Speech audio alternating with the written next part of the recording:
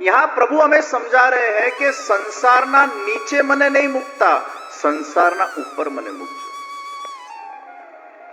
બળદગાડાના નીચે નહીં, બળદગાડાના ઉપર. આપણા બધાના જીવનની ટોપ પ્રાયોરિટી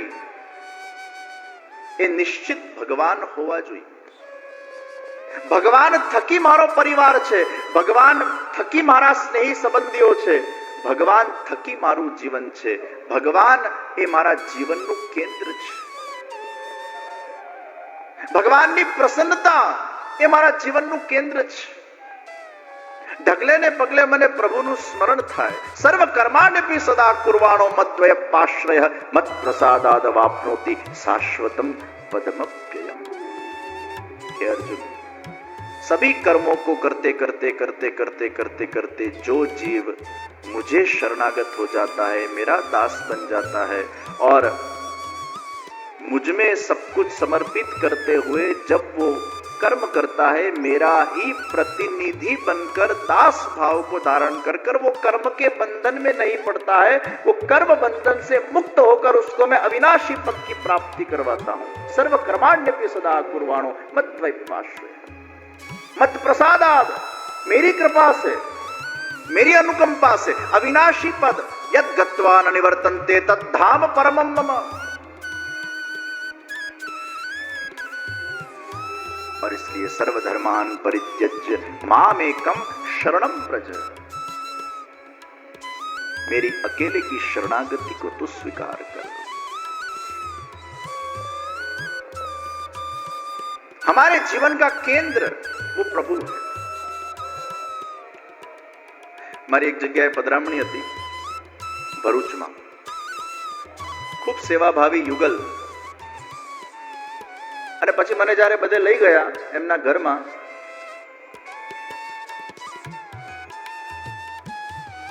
તો બહુ સુંદર ઠાકોરજીનો રૂમ બનાવેલો, ખૂબ મોટો રૂમ.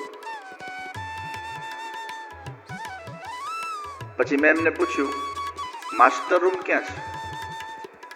આપણે કોઈના પણ ઘરે જઈએ તો પેલા માસ્ટર રૂમ ખાસ બનાવવામાં આવે, માસ્ટર રૂમ. પછી એ લોકો બતાડે આપણને, આ મારું માસ્ટર રૂમ છે. તો મેં પૂછ્યું, માસ્ટર રૂમ ક્યાં છે? તમને જાણીને આશ્ચર્ય થશે. એને મને કીધું, જે અમારા ઘરનો સ્વામી કોણ? તો ઠાકોરજી છે. તો ઘરનો સૌથી મોટામાં મોટો રૂમ કોને આપવાનો? તો ઠાકોરજીને આપવાનો. આ માસ્ટર रूम ठाकुर जी નો છે. उनके घर का सबसे बड़ा रूम ठाकुर जी का, खुद छोटे रूम में. આ પ્રકારની ભાવનાઓ જેના અંદર વિરાજમાન છે, કે એના જીવનની ટોપ પ્રાયોરિટી ઠાકોરજી થઈ જાય. સવાર પડે ઠાકોરજીનું સ્મરણ થાય, સ્નાન કરે, મારે પ્રભુને મંગળા કરાવવાની છે, સ્નાન કરીને ઠાકોરજીને મંગળા કરાવે, ભોગ ધરે, સ્નાન કરાવે, આખું સેવાક્રમ કરે. ભલે ઘરધણી કદાચ બહુ ન કરી શકતા હોય, પણ બહેનો ઠાકોરજીની સેવા કરે. ઘરધણી પણ સ્નાન કરીને, ધોતી બંડી પહેરીને, તિલક કરીને, ચરણ સ્પર્શ કરીને, મિશ્રી ભોગ ધરીને કે દૂધગર ધરીને. ને એવા ઘણા લોકો છે ઓફિસ જતા પહેલા થોડીક સેવા કરીને જાય છે. ધોતી બંડીમાં એટલા સારા લાગો, પેન્ટ શર્ટ પહેરો, ટાઈ સૂટ પહેરો ને એમાં બોસ જેવા લાગો, અને ધોતી બંડી પહેરીએ ને એટલે દાસ જેવા લાગો. મારા દાસભાઈ નું નામ દાસ છે. दास है बड़े खास प्रभु के. આ ધોતી બંડી એટલે દાસનો ડ્રેસ છે. પેન્ટ શર્ટ પહેરીને સેવા ન થાય. અને ઘણા લોકો પછી પ્રશ્ન કરે, ઘણા બ્રહ્મ સંબંધ લેવા આવે તો કોરા પેન્ટ શર્ટ લઈને આવી જાય ઘણી વાર. પછી કહીએ, એના પેન્ટ શર્ટ તો કઈ પહેરાતા હોય ને, કોરાને શું કરવાનું? ઇન્સ્ટ્રક્શન લખેલા હોય, બધી બરાબર જાણકારી આપી હોય, તો પાછું એના પાસે ધોતી બંડી હોય નહીં, તો વળી આવું કંઈક લઈ આવે. તમારા પોશાકની એક બહુ મોટી મહત્તા છે. ડોક્ટર જ્યારે તમારી સર્જરી કરે અને પછી આમ ટાઈ સૂટ પહેરીને જો સર્જરી કરે અને એમાં પેલું આમ ટાઈ આમ લબડતી પેલું તમારા કોઈક અંગ ખોલેલા હોય એમાં જો ઘૂસી જાય તો કેટલા જમ્સ લાગી જાય. અને એટલે જ જ્યારે ડોક્ટર સર્જરી કરે ત્યારે ટાઈ સૂટ પહેરીને સર્જરી થતી નથી, એના સર્જનનું એપ્રન પહેરીને, એનું એક જુદું પોશાક છે, એ પોશાક પહેરીને સર્જરી કરવામાં આવે. તો ડોક્ટરની સર્જરીના અંદર પણ એના પોશાકનું મહત્વ છે. એમ આપણે જ્યારે ઠાકોરજીની સેવા કરતા હોઈએ તો દાસનો પોશાક એ આપણા ધોતી બંડી છે. તમે જુઓ, આ જીન્સ લોકો પહેરે છે ને તો પલાઠી મરાતી નથી. એક છોકરાને જીન્સ પહેરાની નીચે બેહાડો 3 કલાક માટે, ના પહેરી બેસી શકે. જીન્સ એટલે અકડું છે, આમ ઘૂંટણા વળે જ નહીં એના. એટલે પછી લોકોએ નવી ફેશન કાઢી, ઘૂંટણાને કાપ્યા. ત્યારે પલાઠી કેમ મારવી? તો ઘૂંટણા કાપ્યા, ફેશન કરી નાખી એને.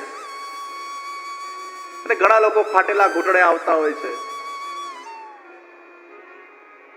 હું ઘણા છોકરાઓ કહું, હાફ ટિકિટ ચડ્ડો પહેરીને મંદિરમાં દર્શન કરવા આવી જાય. ત્યારે મારે કેવું પડે, આ તું ગાર્ડનમાં આવ્યો ભાઈ, તું બરાબર કપડા તો પહેર. આપણે ઠાકોરજીને મળવા આવ્યા છે.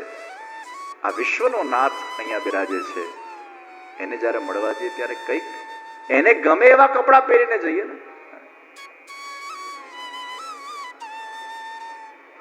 પુરુષોએ ખાસ પોતાના ઘરે ધોતી બંડી વસાવવા જોઈએ. અહીંયા બેઠેલા જેટલા પુરુષો છે એમના પાસે કુર્તા પાયજામા છે, કારણ કે મોટા ભાગે ટ્રેડિશનલ કાર્યક્રમોમાં કુર્તા પાયજામા તમે પહેરતા હો છો. પણ આપણા બધા પુરુષો પાસે ધોતી બંડી હોવા જોઈએ. જુદી જુદી પેટર્ન વાળા ધોતી બંડી મળે છે, જુદા જુદા રંગ વાળા ધોતી બંડી મળે છે. તમને જે રીતે ધારણ કરવા હોય ધોતી બંડી ધારણ કરો. એમાં તમે દાસ જેવા લાગશો અને માથે તિલક કરશો એટલે પરમ વૈષ્ણવ. પ્રભુને જોવું ગમશે. પોશાકની બહુ મોટી અસર વ્યક્તિના માનસ પટલ પર પડતી હોય છે. તમે શું પહેરો છો એની એક અસર પડે છે. અત્યારે અમે અહીંયા વલ્લભકુલના આચાર્ય બધા બેઠા છીએ. આ બધાને જો પેન્ટ શર્ટ પહેરાઈને બેસાડી દો અને માથે હેટ પહેરાવી દો અને અહીંયા ટાઈ લટકતી હોય અમને બધાને, અને અમે કથા કરીએ તો તમારા મગજ પર શું એની અસર પડે? તમે અમને ગંભીરતાથી લો ખરા? આ કઈ મહારાજ કહેવાય? આનામાં અમારા ફરક શું? What is the difference? પોશાકની બહુ મોટી અસર થાય છે. અને એકલું પોશાક ઓરિએન્ટેડ પણ વ્યક્તિનું જીવન ન હોવું જોઈએ, એના આચરણમાં પણ હોવું જોઈએ. તો અંતર મન પણ એનું પ્રભુનો ભક્ત હોય અને એ ભક્તિ એના વસ્ત્રમાં પણ દેખાવી જોઈએ. આપણે આંધળું અનુકરણ નથી કરવાનું. સમજી વિચારીને, આપણા ત્યાં દરેક સિદ્ધાંતના પાછળ કોઈક ને કોઈક સાયન્સ સમાયેલું છે. કોઈ પણ સિદ્ધાંત એક કારણ વગર બનતા નથી, પણ ઘણા એવા અમુક આંધળા અનુકરણીઓ હોય છે. આપણે પેલા વાર્તા પ્રસંગમાં જોઈએ છે ને કે પેલા બાપુજી થોડાક હેવી વેટ હતા, એટલે ધોતીઓ પહેરીને સેવા કરે તો લાંગ ખુલી જાય પાછળ. અને પછી છોકરાઓ પણ જુએ કે બાપુજી લાંગ ખોલીને સેવા કરે છે, એટલે પછી ચોપડે લખાયું, આપણા ત્યાંની પરંપરા છે કે ઠાકોરજીની સેવામાં લાંગ ખુલ્લી રાખવી. પછી છોકરાઓ પણ સેવા કરે લાંગ ખોલીને. ભલા માણસ બુદ્ધિ તો લગાડ. એ જાડા હતા એટલે પેલી લાંગ રહેતી નથી ને છૂટી જતી હતી. તું બરાબર સાઈઝ નો છે, તારી લાંગ અગર રહેતી તો રાખને છોડે છે શું કામ? પુષ્ટિ માર્ગમાં ઘણી બધી વાર ઘણી બધી જગ્યાએ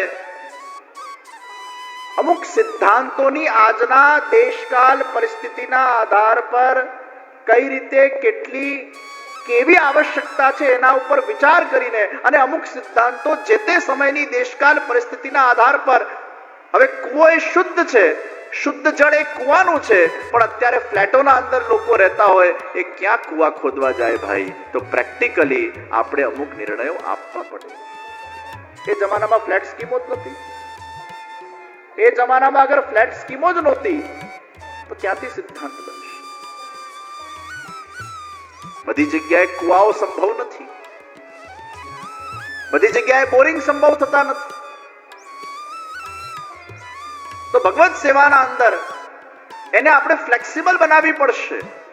સિદ્ધાંતને જડતાથી નહીં પણ સિદ્ધાંતને સૂક્ષ્મતાથી આપણે સમજવાનું છે. અને એટલે જ મને આપ સૌને કહેતા આનંદ થાય છે કે વલ્લભ યુથ ઓર્ગેનાઇઝેશન વીવાયોના માધ્યમથી વીવાયો વર્લ્ડ એપ્લિકેશનના અંદર એક સ્પિરિચ્યુઅલ પ્રેક્ટિસ નામનું એક ફીચર અમે લોકો થોડાક જ સમયના અંદર શરૂ કરવા જઈ રહ્યા છીએ.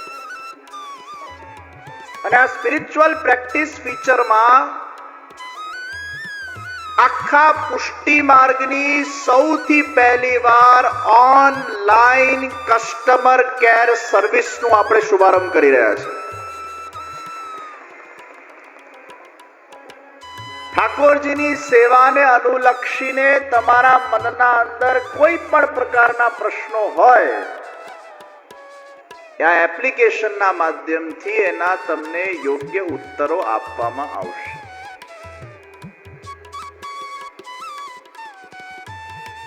એમાં પુષ્ટ સેવાનો પ્રકાર, અપુષ્ટનો આખો પ્રકાર કદાચ તમને સેવામાં અનુકૂળતા નથી, જેમ હમણાં આપે બહુ સરસ વાત કરી